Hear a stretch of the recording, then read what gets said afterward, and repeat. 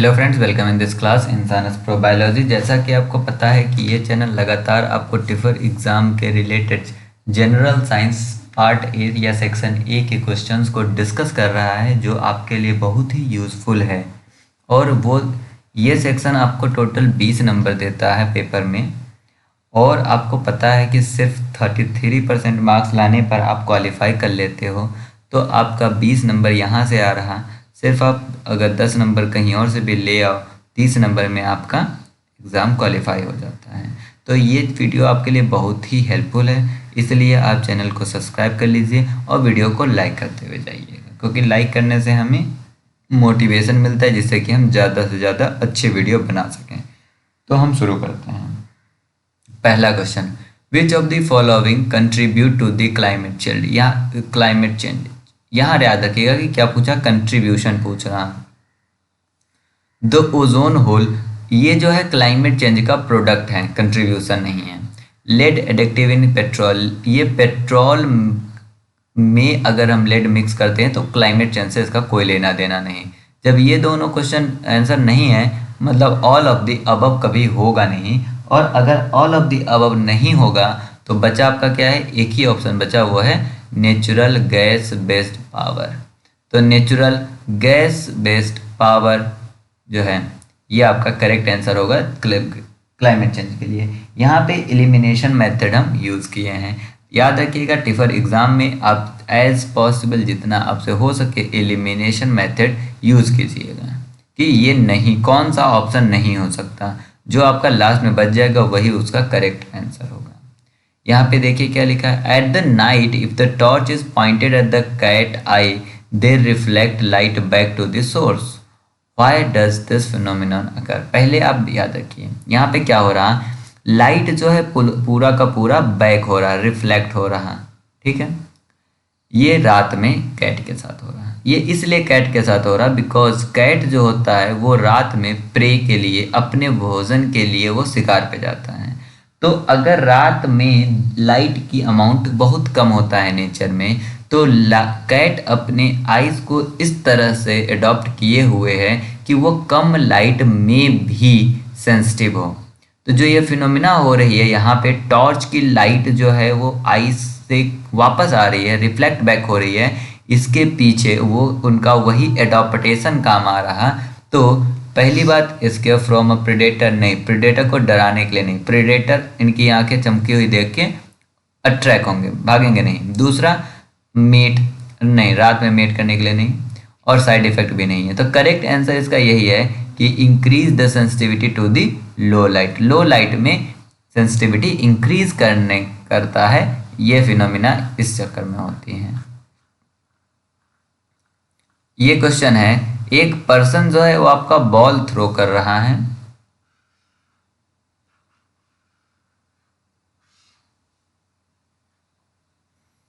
ये हमने कहा कि यह एक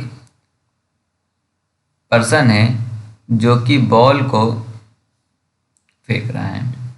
तो बॉल को फेंकने के बाद सबसे हाईएस्ट पॉइंट पे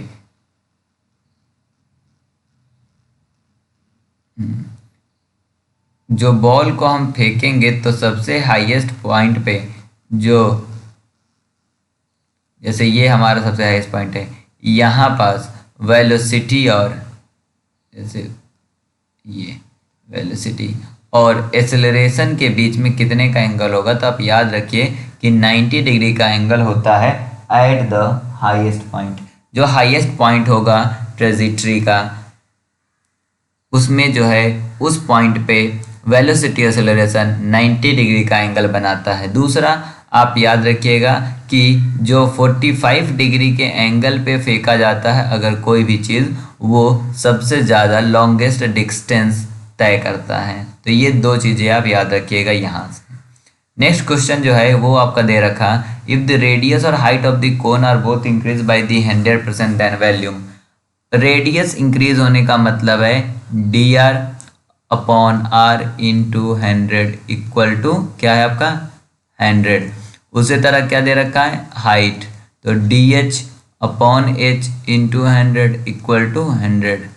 अब आपको ये पहले आपको पता होना चाहिए कि क्यूब का फार्मूला क्या होता है? तो volume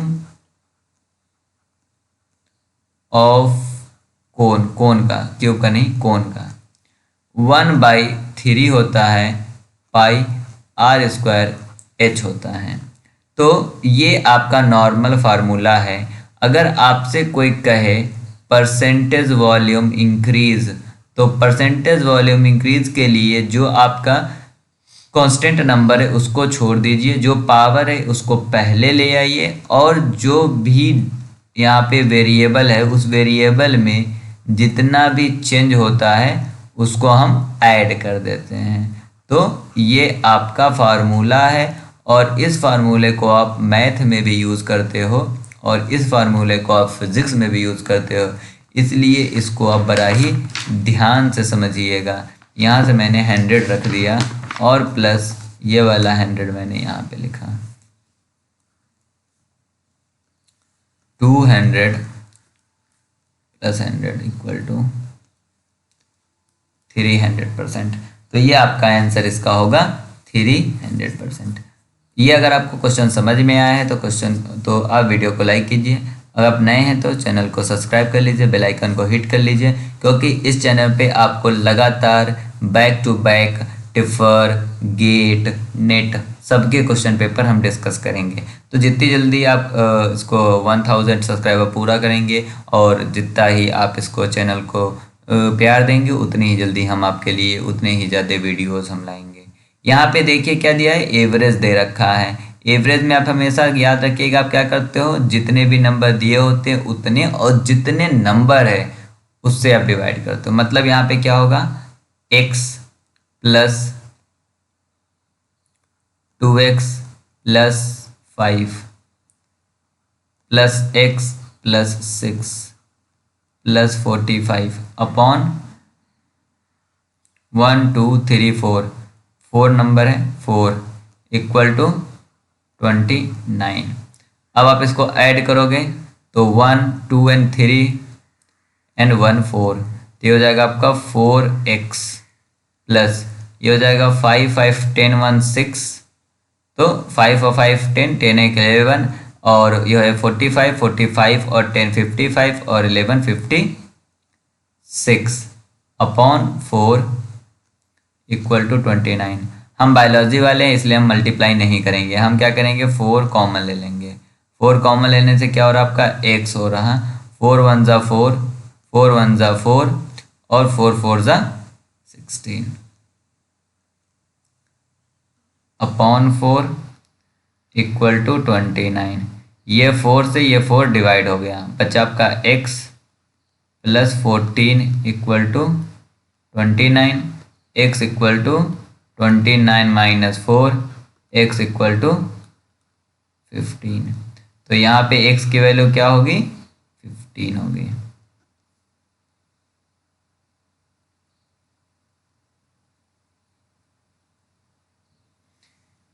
the Doppler effect cause the, ये आप फिजिक्स में पढ़े होंगे। डॉपलर इफेक्ट आपने नहीं पढ़ा है तो फिजिक्स में जाइए और साउंड वाले चैप्टर में पढ़िए जाके, वहाँ पे डॉपलर इफेक्ट पढ़ाया जाता है। डॉपलर इफेक्ट ये कहता है कि अगर आप यहाँ पे खड़े हैं और ट्रेन अगर पास हो रही है तो आप साउंड से ही बता दोगे कि ट्रेन पास हो रही है, आपके पास आ रही है या आपसे वो दूर जा रही है। मतलब क्या है कि ट्रेन आपके पास आती है या आपसे दूर जाती है, या आप सिर्फ साउंड से बता सकते हो, ये डॉपलर इफेक्ट कहता है। ज़्यादा पढ़ने के लिए आप जाइए फिजिक्स में ये इफेक्ट को पढ़िए। यहाँ पे बोल रहा कि Doppler effect cause the change in the perceived frequency of a moving source of sound. Suppose an ambulance is moving with a constant speed down a road and a listener is standing next to the road on the footpath. Why does the frequency of the ambulance siren appears to change most abruptly when it passes close to the listener? तो देखिए यहाँ पे बोला कि एक ambulance यहाँ पे आ रहा और रोड के इस पार फुटपाथ पे एक कोई इंसान खड़ा है, तो जैसे ही ये इधर के से गुजरेगा तो बहुत ही अब्रप्टली फ्रिक्वेंसी चेंज हो रही है। क्यों? हमने कहा कि आप कहीं पे बैठे हुए हो तो ट्रेन का आना और जाना आप साउंड से बता रहे हो, तो ये क्यों बता रहे हो?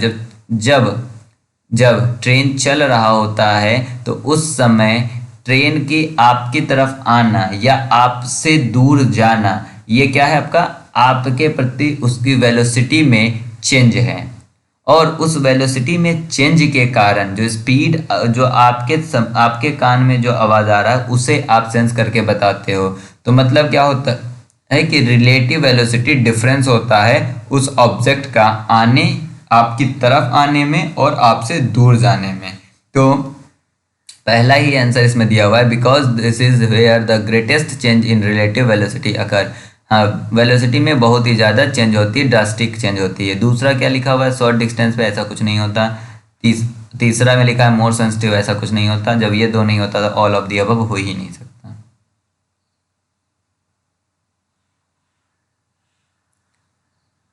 ये था हमारा 5 6 नंबर। 7 नंबर देखते हैं। 7 नंबर क्वेश्चन बहुत ही सिंपल सा, इजी सा है, बस थोड़ा बहुत आपको कैलकुलेशन आना चाहिए। हम आपको एक एक टर्म्स इसमें बताएंगे जिससे कि आपको कोई भी कंफ्यूजन ना हो।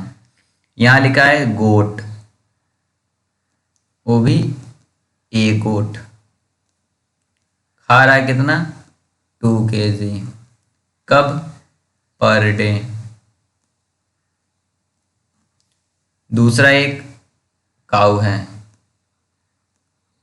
ये कितना खा रहा, 4 kg, कब खा रहा, पर डे, हर एक दिन ये 4 kg खा रहा। आगे बढ़ेंगे, 2 पेयर ऑफ गोट। अब यहाँ पे क्या यूज करा हमने, 2 पेयर गोट यूज का किया।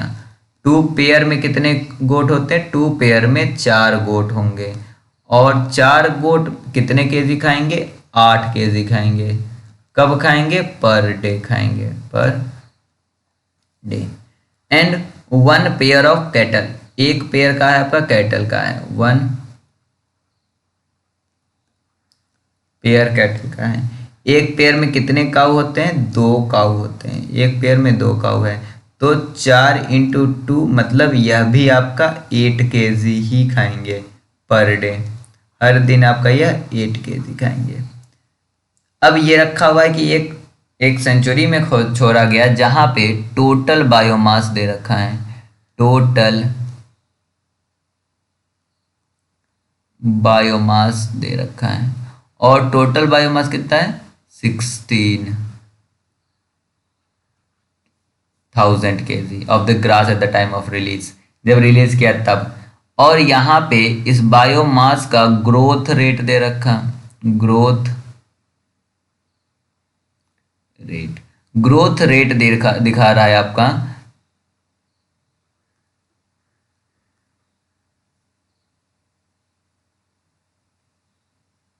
1000 kg पर 100 डेज में। फिर आपका था how much grass stand after 1000 days. तो अब आप यहां से पहले निकाल लीजिए कितना आपका 10 जो है 1 2 3 इतना केजी 100 डे में बढ़ रहा है, 100 डे में बढ़ रहा है कितना, इतना केजी। तो 1000 डे में कितना बढ़ेगा, ये आपने 1000 डे का निकालना। इसको आप डिवाइड करेंगे, ये कटेगा, ये दोनों जाएगा, आपका आ जाएगा 10,000 kg कितने पे, 1000 डे पे। अब टोटल बायोमास यहाँ पे अब क्या होगा देखो, टोटल बायोमास जो ग्रोथ हुआ है 1000 दिन में वो, और जो इनिशियल में था वो, दोनों को ऐड कर दो।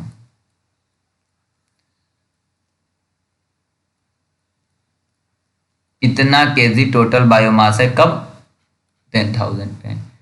अब देखिए 8 केजी खा रहा पर डे, तो कितना केजी खाएगा, 8000 केजी खाएगा, 8000 केजी खाएगा 1000 डेज पे। उसी तरह यहाँ भी 8000 केजी खाएगा 1000 डे पे। टोटल कितना ग्रास खा जाएगा एनिमल हमारे पास 1000 डे पे, 16,000 kg। टोटल कितना था मेरे पास? 26,000 था, और इसमें से खा कितना गया? 16,000 खा गया, तो 0 0 0 0 और 1, तो 10,000 kg आपका बच गया। करेक्ट आंसर क्या होगा आपका? डी, 10,000 kg आपके पास अभी भी बचा हुआ है।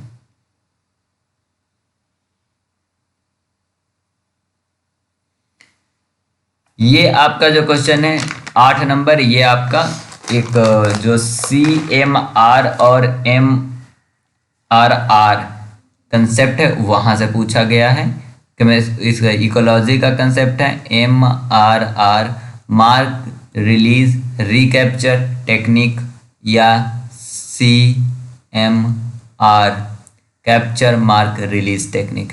इसमें एक फार्मूला है, अभी आप इस फार्मूले को याद रख कर लीजिए, और अगर आप इस चैनल को सपोर्ट करेंगे तो हम ज़रूर इस फार्मूले को एक्सप्लेन करेंगे या इस टेक्निक को एक्सप्लेन करेंगे। यहाँ पे जो आपका M है वो आपका है मार्क्ड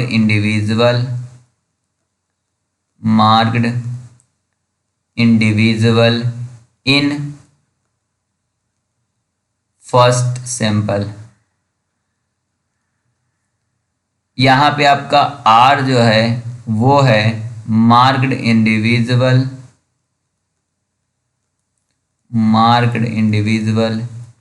इन सेकेंड सैंपल। आपका जो C है ये है आपका capture individual in second sample. अब आप क्वेश्चन पढ़ते हैं। यहाँ पे लिखा यू हैव कॉट 100 फ्लाई।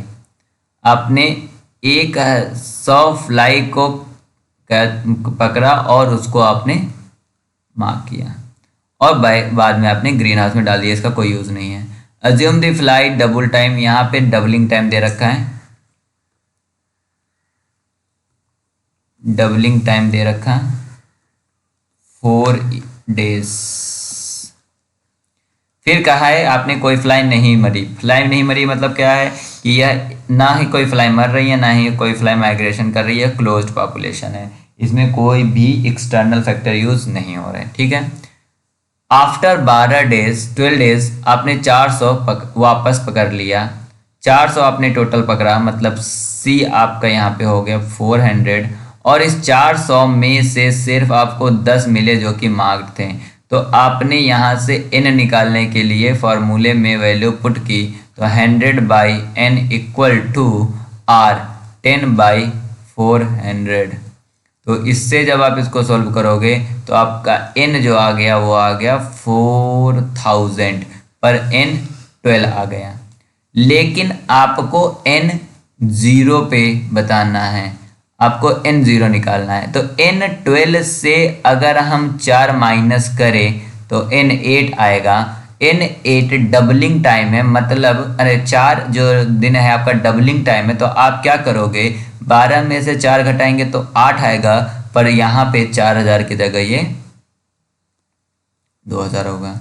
इसी तरह n 4 करेंगे तो ये आपका 1000 हो जाएगा, और n 0 करेंगे तो ये आपका 500 आएगा। मतलब जब पॉपुलेशन इंक्रीज, जब पॉपुलेशन हमने ये एक्सपेरिमेंट शुरू किया होगा तो उस ग्रीन हाउस में हमारे पास 500 पॉपुलेशन था। That is the answer for this question. ये आपका दे रखा in his 2001 book what evolution is, Ernst Mayr has said that behavior is the pacemaker of evolution. The most appropriate way to refer to this and avoid the plagiarism is to be note. आपको यहाँ पे समझने की ज़रूरत है कि plagiarism क्या होता है। सबसे पहले समझने की ज़रूरत है, जब भी हम कोई भी पैराग्राफ या सेंटेंस किसी भी रिसर्च पेपर से लेते हैं तो वह अगर हम उसको अपनी लैंग्वेज में नहीं लिखते हैं तो उसे हम प्लेगरिज्म के कैटेगरी में रख देते हैं। और प्लेगरिज्म को हटाने के लिए हम किसी भी सेंटेंस को रीफ्रेम करते हैं, पहली चीज़।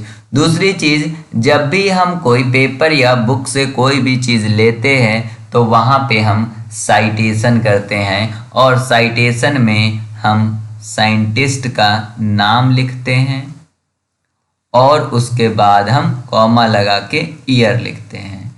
तो यहाँ का जो पहला ऑप्शन है, इस ऑप्शन में साइटेशन यूज नहीं किया गया, इसलिए ये गलत है।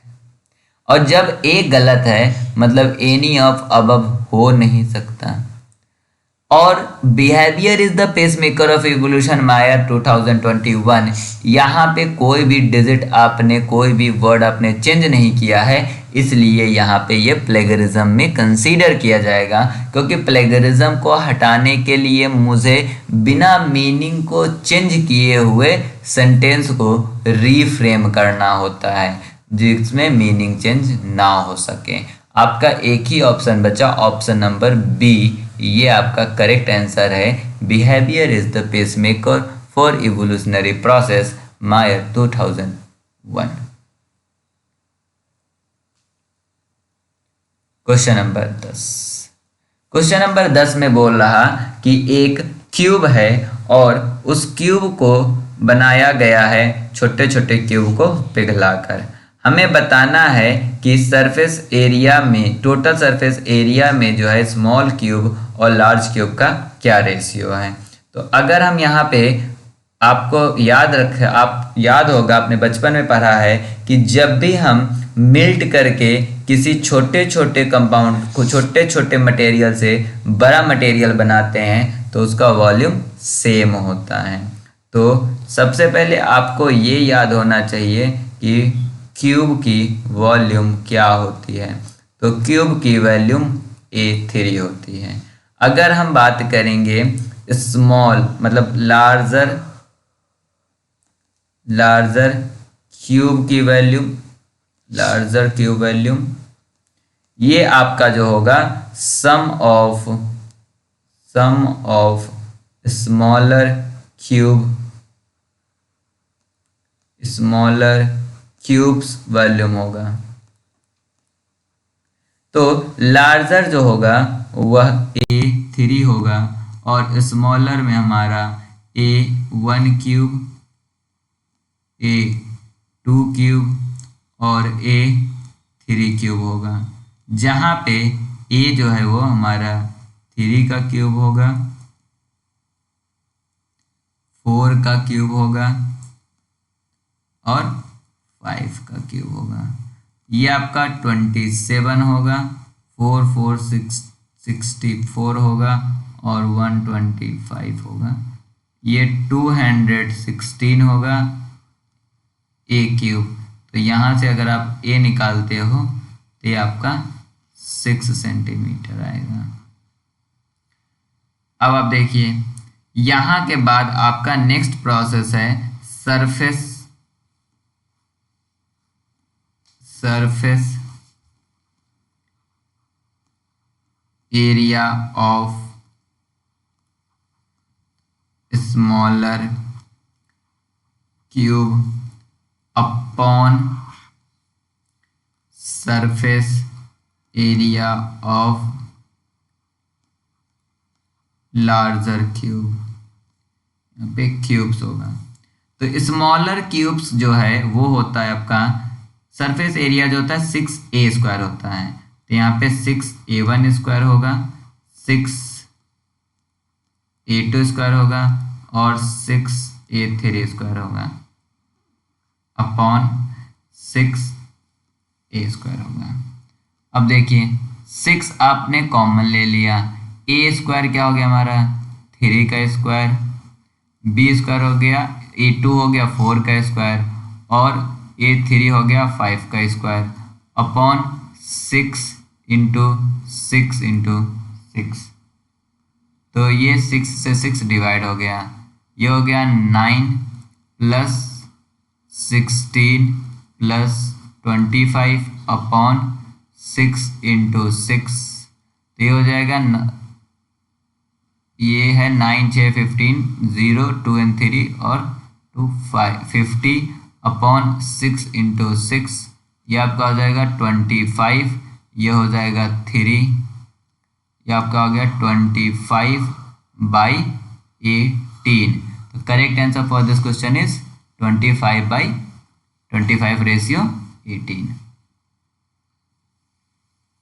यहाँ पे ये देखिए, आपको यहाँ पे y इक्वल टू mx+c में कन्वर्ट करना है। तो यहाँ पे लिखा है by इक्वल टू ax+c। मैंने इस ax को उठा के यहाँ ले आए। अब यहाँ से हम y लिखेंगे तो y equal to a/b x+c। अब y इक्वल टू mx+c से कंपेयर करेंगे तो m हमारा आएगा, यहाँ पे m1 आएगा माइनस का a/b। जो m है वो स्लोप बताता है। फॉर एग्जांपल ये ग्राफ है तो इसका ये जो ग्राफ का स्लोप है यह m होता है। दूसरा हमारा यहाँ पे था bx ay equal to c। हम यहाँ से ay लिखेंगे तो ये हो जाएगा आपका bx माइनस c।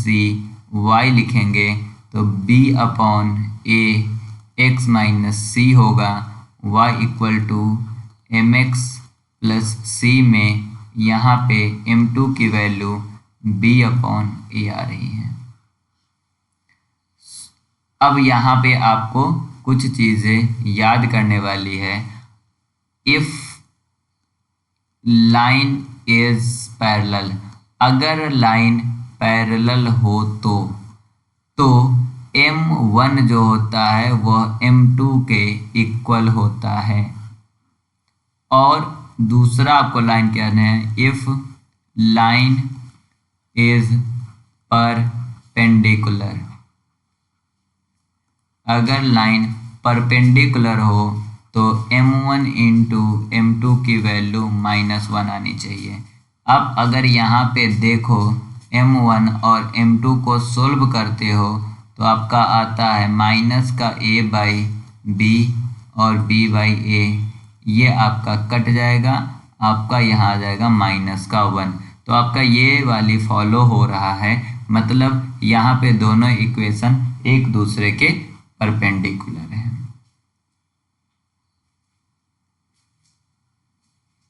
यहाँ पे लिखा है if you roll the 6-sided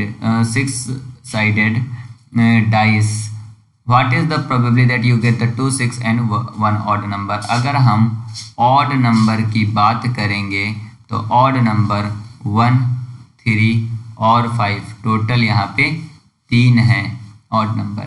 तो हमारा जो प्रोबेबिलिटी है इसका टोटल आउटकम जो है वो कितना होगा, टोटल आउटकम जो है टोटल आउटकम 6 इंटू 6 क्योंकि 3 डाइज है तो 216 होगा।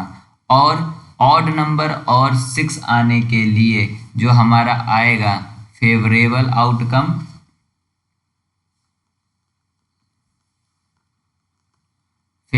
आउटकम क्या है, 3 जो है टोटल डाइसेस कितनी है हमारा, 3 डाइसेस है तो ये आएगा 3 डाइसेस में 9 आएगा। तो रिक्वायर्ड प्रोबेबिलिटी क्या है हमारा 9/216। तो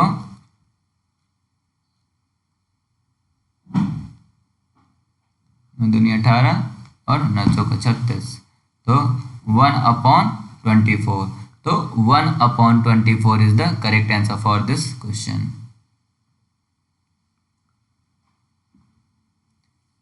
देखिए इसमें क्या है, the football tournament of repeated game would be 2 team. यहाँ पे लिखा है टीम ए और team B won the more games you would be concluded. देखिए ए जो है यहाँ पे क्या है, स्कोर द मोर गोल है, ये जो है इसमें गोल की संख्या ज़्यादा है और इसमें क्या है ये जीता ज़्यादा है। जब जीता ये है तो इसमें गोल की संख्या ज़्यादा कैसे हुआ, तभी हो सकता है जितने भी गेम इसने जीता हो उसमें इसने बहुत ही ज़्यादा मार्जिन से जीत लिया हो। फॉर एग्ज़ाम्पल जो भी बी टीम जीत रहा है उसमें वो बहुत ही कम मार्जिन से जीत रहा होगा, पर जो टीम ए जो भी गेम जीतता है उसमें मार्जिन ज़्यादा हो सकता है, इसलिए यहाँ पे इनके गोल की संख्या ज़्यादा है। तो हाफ की जो बात हो रही है उसको तो आप हटा ही दो, एलिमिनेट पहले कर दो। दूसरा, team B has a larger goal victory margin. अगर बी के पास लार्जर गोल विक्टोरी होता तो फिर इसी के पास गोल की संख्या ज़्यादा होना चाहिए था, बट इसके पास क्या है, गोल की संख्या ज़्यादा ना होके जीतने की जो संख्या ज़्यादा है, तो इसलिए ये भी आंसर नहीं होगा। तो correct answer for this question is C, कि team A had larger goal victory margin in the game they won. देखिए यहाँ पे आपको पता होना चाहिए कि सिग्मा स्क्वायर को जो है हम वेरिएंस बोलते हैं, और वेरिएंस जो है इन्होंने यहाँ पे 4 दे रखा है, और सिग्मा को हम स्टैंडर्ड डेविएशन बोलते हैं। अब जब हमने कहा कि यहाँ पे हम ऐड वैल्यू कर रहे हैं x from the n independent sample, n independent sample में कर रहे हैं, मतलब 4n होगा वेरिएंस। तो SD क्या होगा आपका, सिग्मा। तो ये हम अगर निकालेंगे तो 4 की जगह 2 हो जाएगा और यह n का n रहेगा। करेक्ट आंसर इसका B होगा।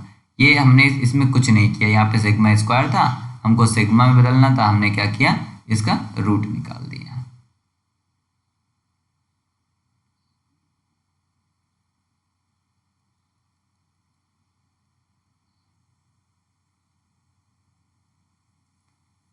ये क्वेश्चन बहुत सिली टाइप का क्वेश्चन है और बहुत ही आसान क्वेश्चन है। क्यों सिली टाइप का हम बता रहे हैं, क्योंकि इस ग्राफ में आपको देख के बताना है कि इसमें से कौन सा नहीं है।